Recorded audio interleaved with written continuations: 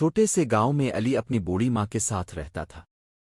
اس کے والد کا انتقال کئی سال پہلے ہو چکا تھا اور اب اس کی ماں ہی اس کی پوری دنیا تھی۔ علی دن بھر شہر میں مزدوری کرتا اور شام کو تھکا ہارا گھر واپس آتا۔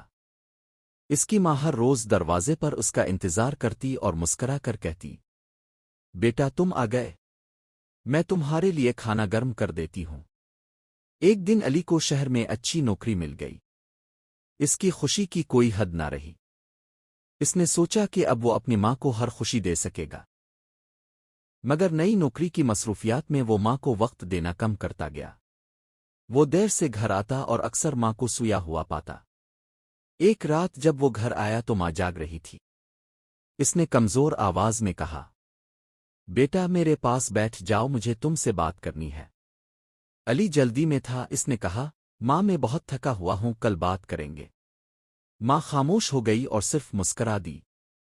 اگلی صبح جب علی اٹھا تو ماں نے اسے آواز نہ دی۔ وہ پریشان ہو کر اس کے کمرے میں گیا تو دیکھا ماں خاموش لیٹی تھی۔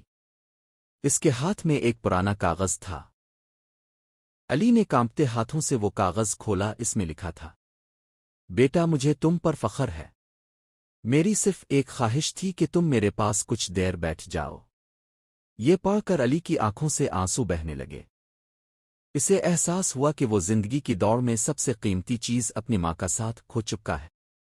اس دن علی نے سیکھا کہ دنیا کی سب سے بڑی دولت اپنے پیاروں کا وقت اور محبت ہوتی ہے۔